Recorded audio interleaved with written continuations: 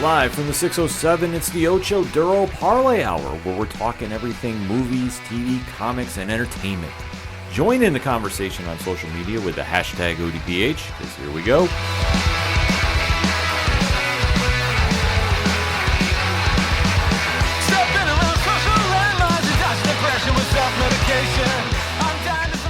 Welcome to an all-new edition of Fanlight Zone Presents. My name is Ken M. You know me as the host of the ODPH podcast. I'm also the editor-chief here at FLZ. To my left, your right at home, he is one of our featured comic writers at FLZ, and you know him from 607 TWS, the wrestling show every Thursday night on YouTube. Give a warm welcome to Rich. I am here, and I am ready to talk about a wonderful, wonderful new project from a wonderful friend. So this is a good day. Yes, because if we're going to be airing anything on stream, you know this creator is coming through.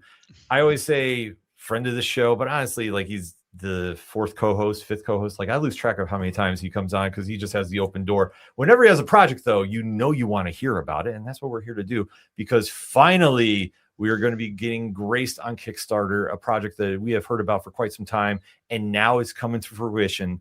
And this is a book that you don't want to miss. Mostly Dead is dropping. And you need to make sure you sign up for this because obviously you know this creator's pedigree and you know it's going to be another smash hit. So from the pages of Pocus Hocus, Grandma Chainsaw, Horace in Hell, and many of your other favorites, please give a warm welcome to the writer of Mostly Dead, the one and only Alan Dunford. Alan, what's going on?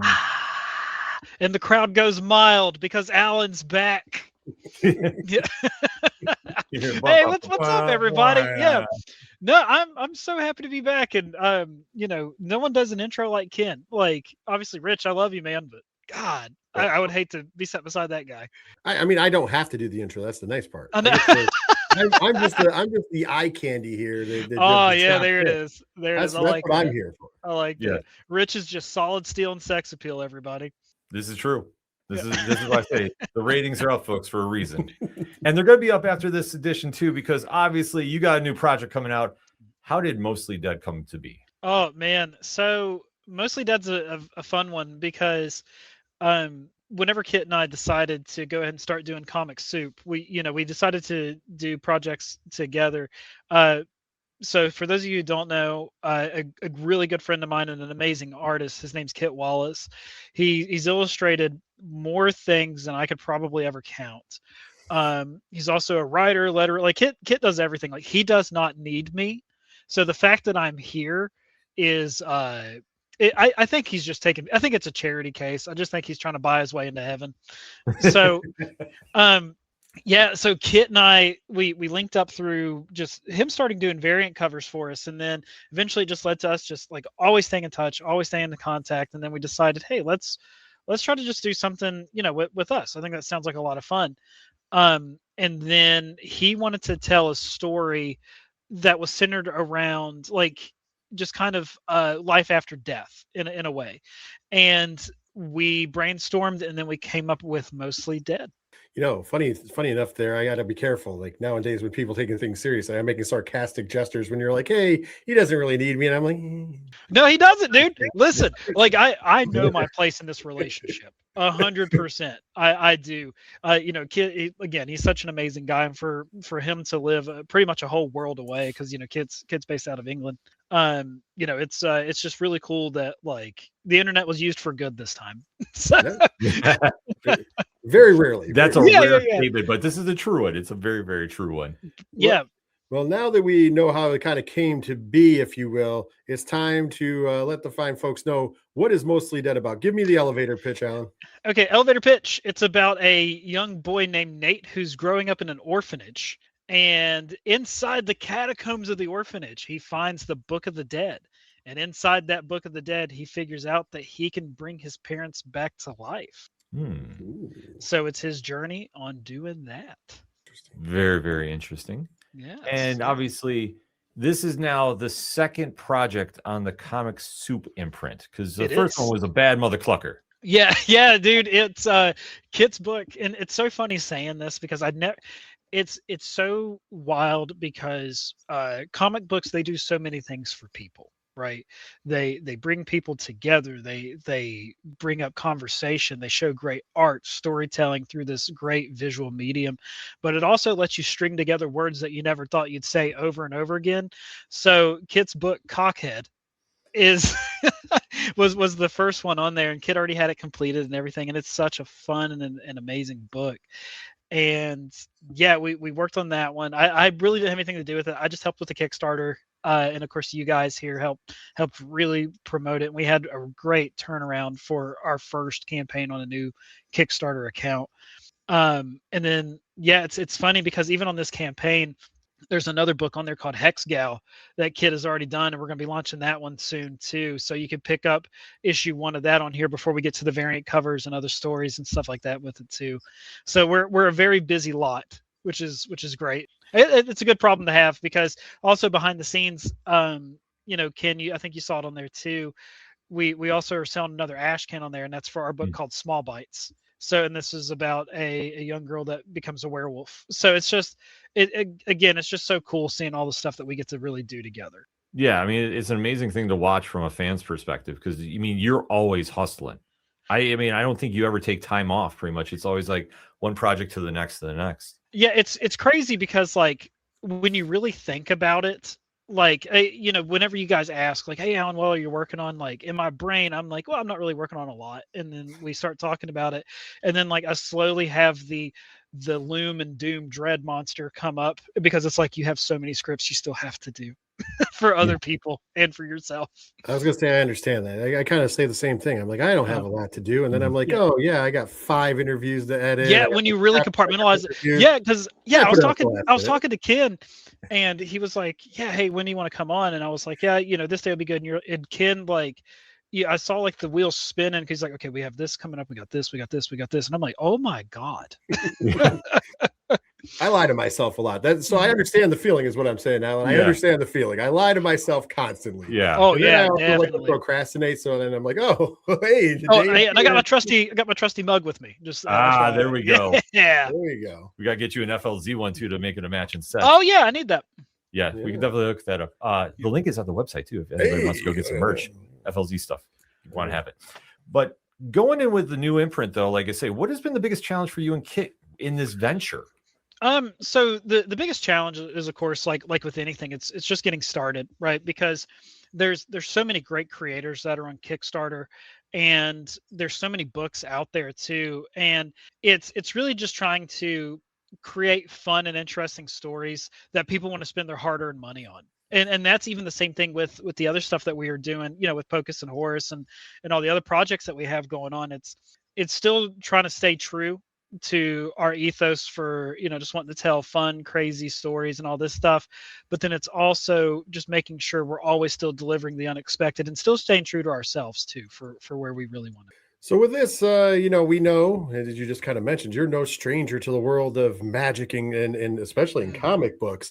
What is the biggest appeal to you as a writer for, you know, making so many magic stories, if you will? I don't know. Yeah, like being honest, man, like I don't know. Like it's one of those things where you just write what you know and write how you feel. And that's kind of what I've always like really tried to hold true to. Especially because like there's so much stuff that's out there, and I don't want to be stuck writing a story that I can't put 100% of myself behind. Because, you know, I've told you guys this since day one.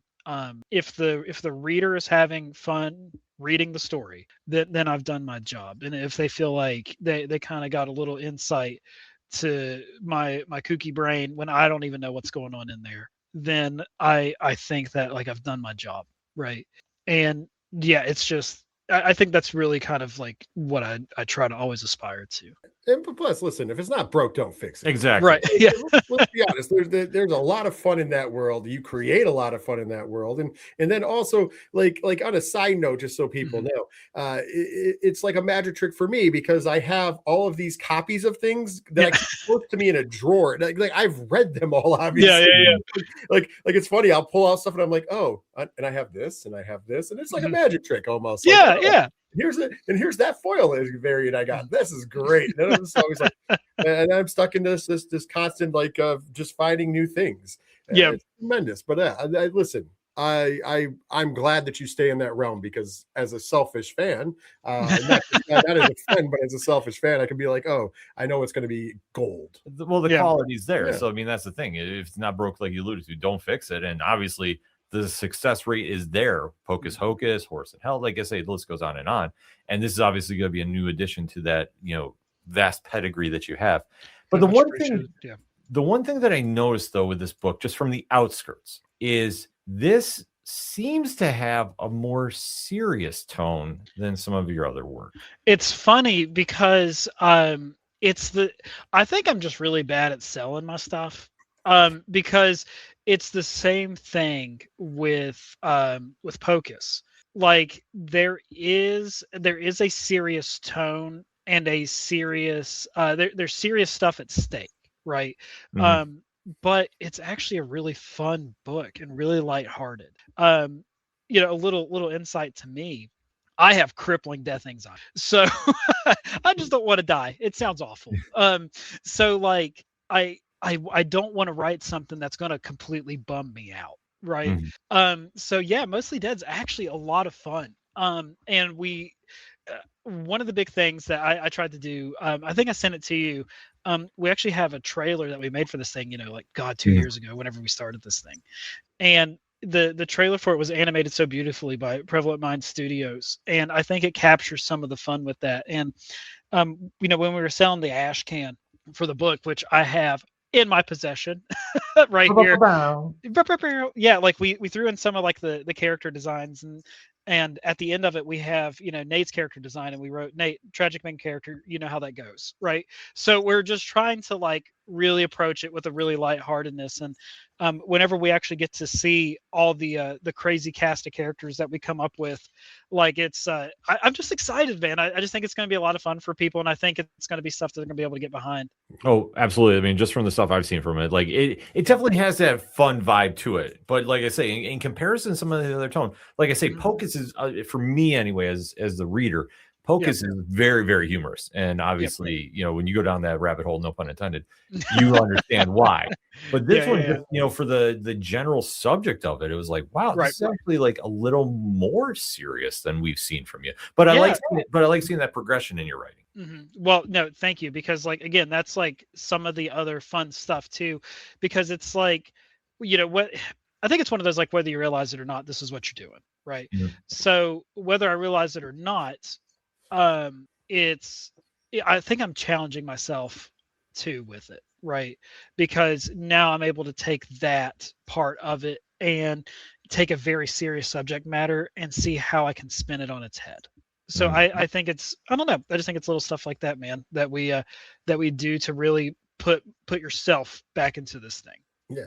And that makes a lot of sense. Yeah. I mean, and speaking of which, one of the things that I appreciate most about your work, and I'm not just saying that because we're friends, I'm saying that because is that you have amazing abilities to write characters that are fun and that we fall in love with. And there's always those breakout characters. So I don't want you to spoil anything here, but can you at least tease if there's a character that surprised you when creating the new book, Mostly Dead? Dude, listen, it's gonna be the exact same crap that happened with Pocus, that happened with Horus. So we do have a character in this, and it is it's an undead fox named Amalia, and that's going to be the one. I already know. You just accepted it. It's going to be the one. Yeah, because like, it was so funny because like, Pocus Hocus, we're so happy with it, and I can't wait to get the next issue out. But the Horus and Hell, like just by reaction and even just Kickstarter numbers, like that's our one, right? That's the one that like everyone's like really looking forward to. I mean, we do have people that really look forward to Pocus, but law of large numbers, people are like, we need to see more of that demonic bunny, and we're like, okay, we got you. Yeah. Listen, as somebody who loves both series, I am going to say though, there's something about that bunny. Dude, I get it. Believe me, I get it. I understand. So yeah, it's just like I said, it's a lot of fun to just see that. But yeah, like whenever we were doing this, Kit just sent me a design, for a fox, and he named it Amalia, and I was like, yeah, well, here we go. Yeah, that's the one, because this one was kind of fun because before we actually started writing the story, we were coming up with some of the characters and stuff and just fun designs that we like really wanted to do and what we can implement into it. And then I think that like we really settled on some really cool stuff that everyone's gonna be really happy with. Well, you heard it here first. Coming soon, Amalia in Purgatory will be. Yes, yes. But yeah, no, like I said, there's just it's just really cool. And then, you know, especially like, and of course I want to give a shout out to the team over at Bad Bug, because you know, they're putting this out in their newsletter soon. So by the time this comes out, it should already be out there. But yeah, so they actually picked up Comic Soup as an imprint for Bad Bug. Nice. Cool. Yeah. Awesome. So we're going to be using that to really just get to another realm of fans and stuff, because Kit's done a lot of work over there. You know, we have another book together called The Final Girl Next Door, and he's done another book over there with Scott Wilkie called Serial Killers, and we got Horse in Hell. So this just kind of seemed like a natural thing for us just to be a part of their branding. Absolutely. I mean, that's a perfect fit. I'm glad and super excited that you made that happen. Oh, absolutely. Well, yeah, I'm happy that they made it happen too. Yeah. Well, I mean, it's the hard work and dedication that pays off. And like I say, it's not lip service. Yeah. You and your team are always hustling and always working. So it's great to see the work put in and the success come from it. And this is a big deal for you. So, I mean, this is amazing to see. Yeah, well, thank you guys. I really appreciate it. And like, that's the thing too, like, and I always want to stress this as an independent creator, you're nothing without your community. Mhm. And you guys are a true testament to that. So I've always appreciated everything you guys done. So thank you. We'll never say enough. No, we appreciate you, man. Yeah. And I'm still not letting you go about, are we going to get Horse in Hell versus the Dead Squad? That is still. Yeah. So it's funny because like we actually have like a couple of crazy ideas that we were throwing around with kind of like an interconnected story with Pocus, Grandma Chainsaw, and Horus in Hell, and it's in there. Okay. Yeah, that's definitely in there. So I don't want to give too much away, but yeah, I could see it happening sooner rather than later. Let's go. Yeah, I'm glad that you held his feet to the fire on that one. Yeah, dude. We just have to be like, hey, listen. Eventually, it's going to be like, hey, if you want to keep, if you want to keep, we're going to need this. This is what we're going to need. There's going to be a rider, but no. And I'm glad you brought up Grandma Chainsaw, because you know we kind of overlooked it, but I'm going to give a peek behind the curtain. One of my greatest mail days ever was opening up the package and reading all of it. So that was. Oh yeah, did you get the trade? I can't remember. Yes. Oh, okay, cool deal. So that's why, but I mean, I had a couple of the issues before, but I got the trade as well, and I was like, of course, that was one of the greatest days. If you have not read that, try to get your hands on one, because it's amazing. Okay, so that's just kind of a prime example. Like, listen, Grandma Chainsaw is crazy, and I'm like, you know, and I don't want to be like my work is crazy and unpredictable, but like it, you know, we really swung for the fences with Grandma Chainsaw, like especially with the twist at the end. I think at one point we just said, to hell with it. Let's just do it. Like, let's just make this thing wild and crazy, because, you know, one of the things that we talked about originally with it was, you know, this is kind of light spoilers for anyone listening. You know, did we want to just have it simple, open and shut, just hag horror with just a grandma with a chainsaw and she's just killing people for 4 issues? Will that get boring? And we decided, you know what? Let's just swing for the fences. Let's just throw out this ending completely out of left field. Screw it. Let's see what happens. But you know, having that fearlessness in writing and creating, I mean, that is where you usually strike the biggest gold, to be honest with you. Well, I appreciate it. Thank you. And especially like you've really connected with the community on your projects. Like I will tell this many times when we have other creators on. If you're talking about a one book that really came from word of mouth, it's Pocus Hocus. That's like cool. That was one that, I mean, I remember, and I'll always give the shout out to Frank over at Geek Freaks. When he came running and screaming that in one of our chats, and then it went to me, and then I started screaming about it, and then it kind of spreading amongst the podcast community when, you know, podcast Twitter was a real thing. Rest in peace. Rip a real one, right? Yeah, well, listen, like I say, to what it is now is nothing like it used to be back in the heyday. But going off that word of mouth, that campaign kept, growing and growing, that every time you have a new release, it's a big deal. And now going into the new Kickstarter campaign, what is your temp in the room concerning Kickstarter? I mean, like I say, do you still get the butterflies before every campaign? Every time. I hate it. I hate watching a campaign. It is, I'd rather die. It is awful. Yeah, like it is of course exciting, right? But also at the end of the day, it's also sketchy. Because like, you want to make sure that like you're doing this, you're doing that, you got everything great that you need. And God, but it's just like, what if this fails? Because here's the thing, comic books are expensive, dude. It is crazy how much it costs to make a book. So it's just one of those like, please don't fail, please don't fail, please don't fail. Yeah. There's a lot. I mean, I understand being a lot on the line there, especially because it is not a cheap medium. I think people sometimes think it is because, you have, I think we all have like, as people outside will say, people who are just like, casual fans and stuff like that. They look at it like what the price is when you see it on the rack, right. So the $3.99, the $4.99, the $7.90, whatever it is. And then you don't realize that, hey, for the fans and collectors, that is times X. So, right. Times X, and that's just the shops. That's not talking about if you want to invest in independent stuff, whether it be Kickstarter or elsewhere. Right. Like you definitely have that. It's that line. So like the fact that like you and so many other great creators that we get to talk to, like really take the time to like make some really awesome things that you can feel good about actually purchasing is like the reward in its own. But I can understand how that's nerve-wracking for you. Oh yeah, dude. Like no question. It's so nerve-wracking. I wish that it wasn't, and I wish I didn't like get as like nervous about it as I do. But man, I can't help it. It's crazy. Well, one day I'll win the lottery and I'll start bankrolling some stuff. Yeah, hey, thank you, appreciate it. Yeah, the first goal is I have to start playing the lottery. So. Yeah. I got to do that too. I'm one of those idiots that like whenever it gets like a certain amount, I'm like, yeah, I'll go and spend it. Right. I'm not gonna get it, but like. I'll have the same amount of chance of getting the $3 billion as I would the 20 million, right? Sure. But you see that large number, you're like, oh, what if? What if I slam that and I don't have to go to work tomorrow? That sounds awesome. Yeah, I mean, isn't that the dream for all of us? Yeah, dude, I know. We'll just get a postcard of you standing next to us, 24 karat gold statue in the middle of like an island somewhere.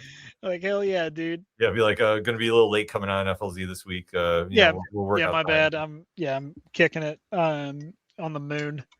That'd be even more fun. Yeah. So of course, with Kickstarter, with campaigns, there's always, and one of the better things, and I think my opinion, not just my opinion, I think people in general, one of the greatest things about Kickstarter is not only getting books straight to fans and fans being able to purchase that, it's also the incentives that go along with it. Yes. Because there's always some wonderful incentives, and you have always done a great job with incentives. So can you tease and even spoil some incentives that we can, look out for in this campaign?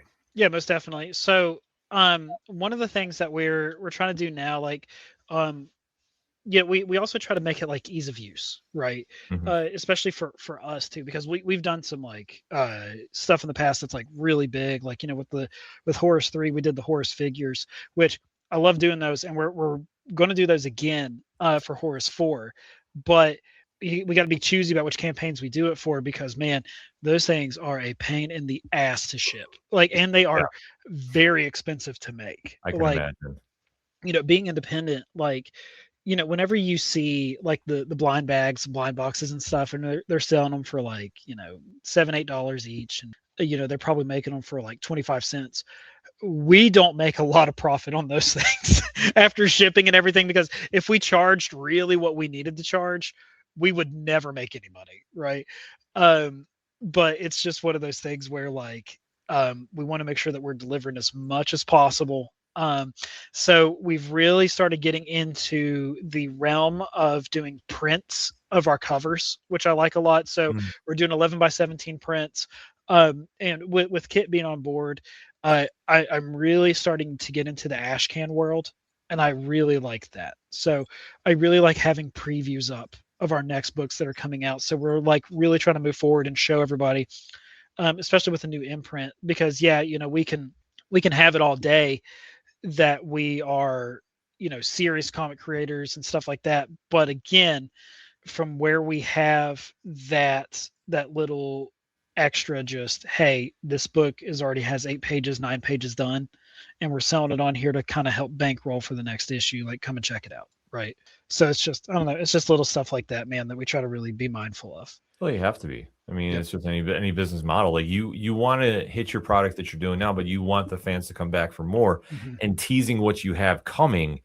You, like I say, you don't have to go crazy with it, but you want to make sure, like, hey, this book is great, but you really want to come back and check this one out, and then keep that domino effect going. Yeah, that's a great business move, honestly, because you know, you get something extra. Like that can be understated. You get something extra, but B, it does build an excitement for something that somebody may not know about, or in the case, it could be a completely new line being launched. Period. It doesn't have to necessarily be something that it's just gets you in the front door. You get to look around, you know, and that right there will get somebody interested in buying something else. Which is cool. Like, and that's the thing, like, and that's what I always hope, right? I just always kind of hope that we have that, just that excitement. Like, you know, of course we're doing hollow foils, we're doing metals, all the fun stuff, but yeah, like I think my big thing is we just want to make sure that people know that we are just delivering that way, and we are serious. We have stuff coming up, stuff's already in the pipeline, scripts already being worked on. So yeah, it's just how we do. Let me ask you this before I turn it back to Rich. Would you ever consider the blind bag craze? Like, I know that that's so really we actually thought about doing that for the horse figures. Okay. Yeah, because once we were looking at costs and stuff, just to see, like, this is what is possible, this is what we could do. We decided just go ahead and sell them as is, because they are so expensive to make, first off. But if we could find a cheaper way to produce them and make them a little smaller than what we had before, we would definitely do the blind bag, 100%. Okay. Yeah, I know that's the craze right now that's going on. The shop, so it's kind of curious to see how that would translate on Kickstarter. Yeah, it is an interesting one to go on the Kickstarter, quite honestly, but it is a great craze. Yeah. I do dig it when done well. I mean, as long as nobody's putting the 8 cover in the blind bag. That is my one only takeaway. We're looking at you, Marvel. Anyways, back to what's going on in the world of Comic Soup. You kind of touched on and alluded that there's you're always a busy man.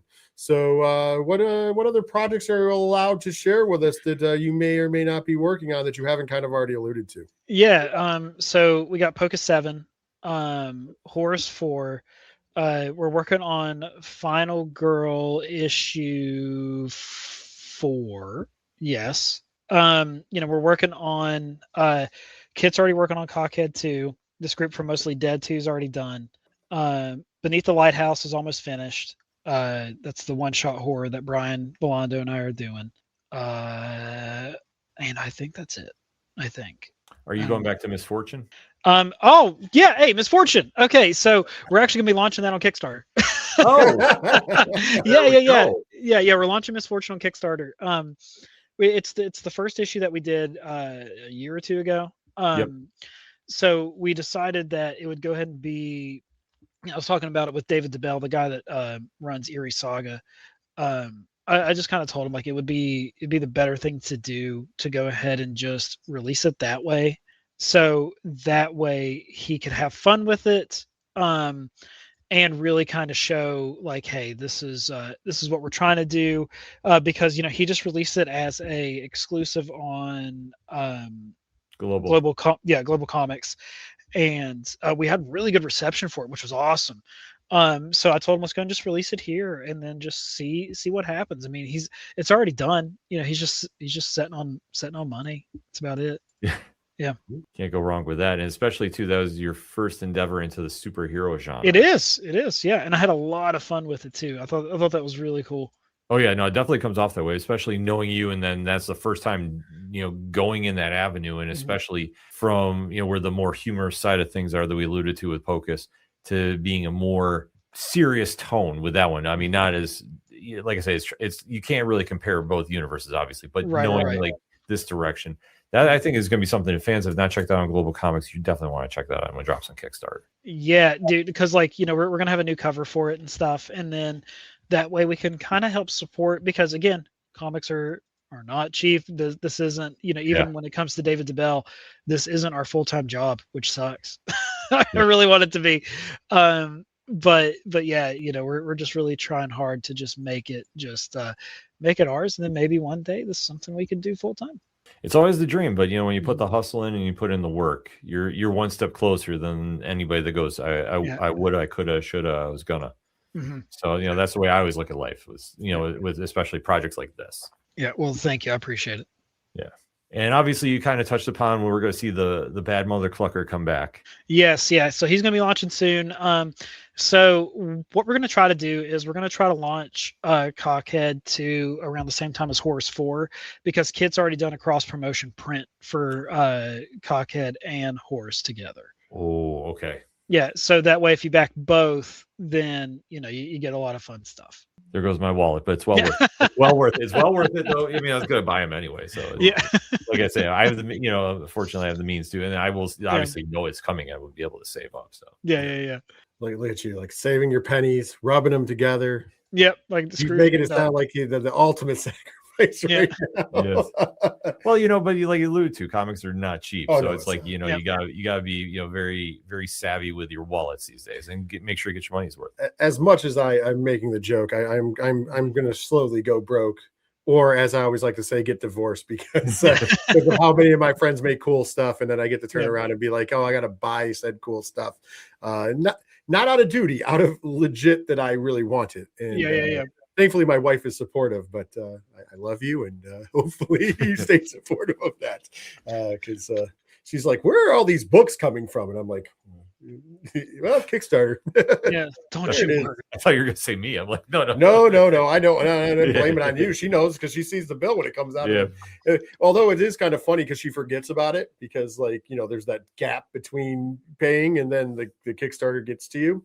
So like all of a sudden it comes in the mail, like, I thought you bought that, but yeah, but it doesn't come out when you buy it. Like I'd explain Kickstarter to her once, but it is what it is. You do what with our money? You do what? You're doing what? And it's like, she's like, are you promising on futures? Like, no, I don't make it. It's funny because she gets the nice part about it. She gets it because I'm a collector at heart, and I collect a lot of things, and I'm like, not to sell them or value. And it's like, so it's like, oh, this thing could be worth X amount of dollars, and I'm just like, well, it doesn't matter because I'm not selling it anyways. And like she gets that and she understands that, which is really cool. Because some people will be like, you have what in your possession and you don't want to do what with it, and you're like, it is what it is. But let's have some fun side questions. Let's go on some side quests. Like we alluded to before, you'd like to do the magic, you like to do the supernatural. What is your, and mind you can pick any kind of media or any kind of format. It could be movies, TV, books. But what is your favorite supernatural story of all time? Oh God. Like we're talking like horror story. It doesn't necessarily have to necessarily be, but because I know we had this conversation with the guests, which you will all hear if it isn't out already, where they picked Ghost, the movie Ghost, which is not technically horror. Patrick Swayze. Yeah, it does have that badass scene where the guy gets dragged to hell, but it is not technically a horror movie. It is not. Oh my God, man! Oh God. Yeah. Okay, I'm just going to say a bunch of ones that I really like, and then we'll go from there. Right. Okay, because these questions are so hard because I'm so indecisive. I really like Get Out story. Okay. Yeah, I like that one a lot. I like The Evil Dead. That's always so much fun. Absolutely. I actually really like the first Insidious movie. The more I think about it. Yeah, that one was really good. And I'm tired of pretending like I don't like it. So actually, believe it or not, that one was really good. I mean, they do go in some weird ways after that one, but like. Oh yeah, I mean, it's just like the Conjuring stuff, right? Yeah. There's definitely they should have known when to hold them, when to fold them, right? Mm-hmm. Yeah. Okay, I'm gonna settle for those for right now, and then we'll come back to it later. Oh yeah, I do. Yeah. Those were all great. Yeah. I mean, my cop out answer is The Exorcist. Ooh, that's a good one. Because I love The Exorcist, and I'm also going to give the other part of it. Like, I'm not like, as much as it's weird because I do enjoy like the supernatural stuff in comics. Like, I am not like supernatural movies. Ken knows I'm not a huge fan of, and the reason why is because I always feel like, well, the thing is, I mean, I shouldn't say a huge fan of them in general because it depends on the movie. Because I'm not a big fan of like the haunted house trope. of Right. you just have like random things happening and ooh, jump scare. I'm not like I like some meat and potatoes on there. So I mean that's why like things like The Exorcist jump out, like the Conjuring. Like for a haunted house movie, they did a good job with most of them. I'll say not all of them. Yeah. But like stuff like that catches my kind of like periphery. But like if I did like to enjoy the first Paranormal Activity movie. Like after that kind of went downhill, but it's funny because like with the first Paranormal Activity movie, like it, I went back and rewatched it, and it lost some of the luster for me, right? But it was such a fun theater experience that I'll never be able to get back. It's one of those things. Makes sense. Especially when you didn't know what was coming, right? Because that was such an indie movie and it was such a low budget. Oh yeah, dude. Like a lot of that stuff was really cool. I think that's why I didn't like a lot of the stuff that came out after, because it just kind of got washed out. It kind of was I agree. Really cool idea, and then we kind of just stepped on it. Yeah. So so that's why it's kind of weird, because I do love a good I feel like in comics there's ways to make supernatural stuff not just your basic trope, because when we think of supernatural we always think of like haunted houses, ghosts, right.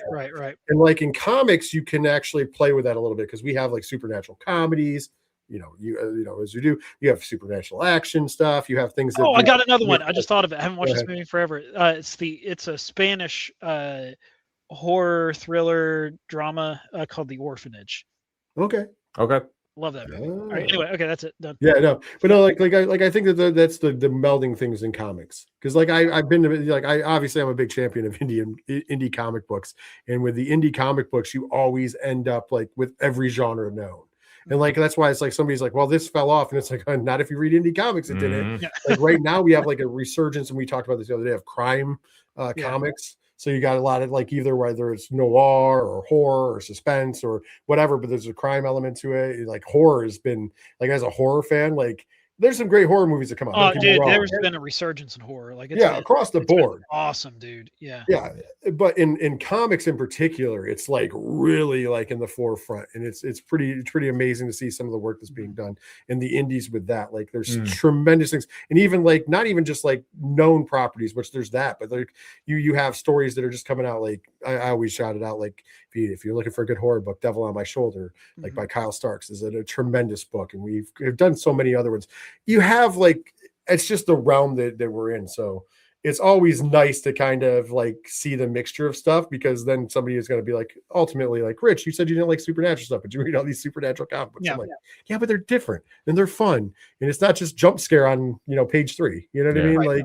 And I think that's what drives me away from the movies a lot of times. That's why I said the ones that I like are all thoughtful, Exorcist. No, I get that. Yeah. So we got one more question for you, sir. This has been the year of the crossovers, you would say. We have Superman, Spider-Man teaming up. If you could take one character, or better yet, one character from Mostly Dead, and cross it over with any genre, who and why? Dude, I would. So one of my favorite movies of all time, and I'm sure that this spawned from it. The movie Paranorman, the claymation movie. Okay. I would love to take Nate to meet Norman in something. Okay. I think that would be so much fun. That would be great. That'd be cool. I'm being serious. That would be great. I could definitely see it happen. Yeah. Yeah. I would be a fan. I would take that. Yeah, I'm a huge sucker for claymation movies, man. Yeah, I mean, it is when it's done well, it's a great art form. 100% agreed. Yeah.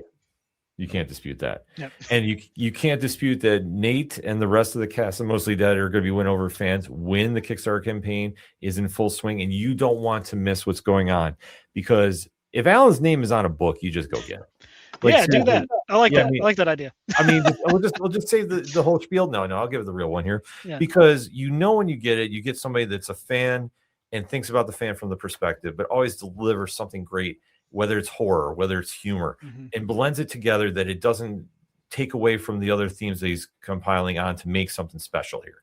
Every project that he's done since day one that I've had the pleasure of picking up and seeing, there's been growth and there's been so much value in it for me as a fan, that I say it's a great investment to do what he's to get behind him, what he's doing, whether it's with the Pocus Hocus team or in this new venture of Comic Soup, because it's a solid investment and it's thinking of you, the fan, first, And Mostly Dead is going to be a book that you don't want to miss when it comes out. Alan, thank you as always for the time, my friend. You know you're welcome to come on FLZ anytime that you got a new project on. Can't wait to talk to you again. Yeah, I can't wait to come back. I appreciate you guys. Thank you so much. Absolutely. On behalf of Rich and myself, thank you again for watching another edition of Fanlight Zone Presents. We'll see you next time.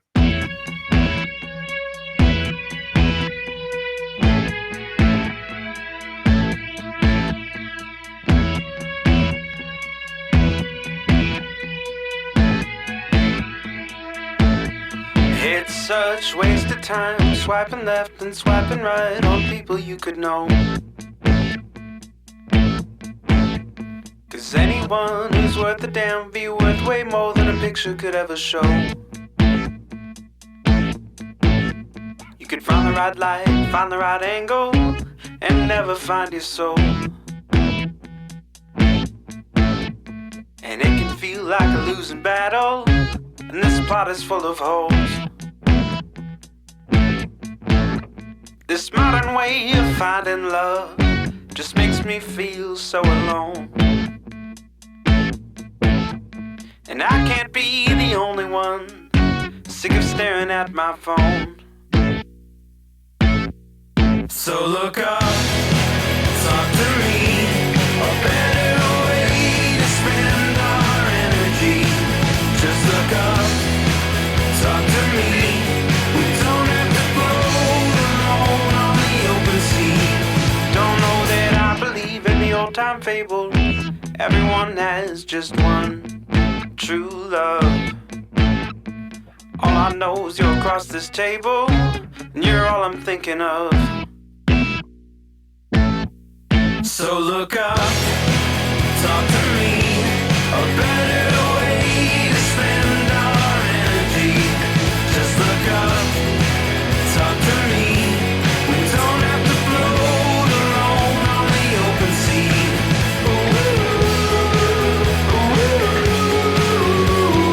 Talk to me.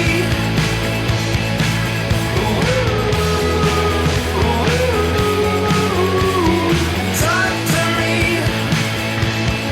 It's such waste of time swiping left and swiping right on people you could know.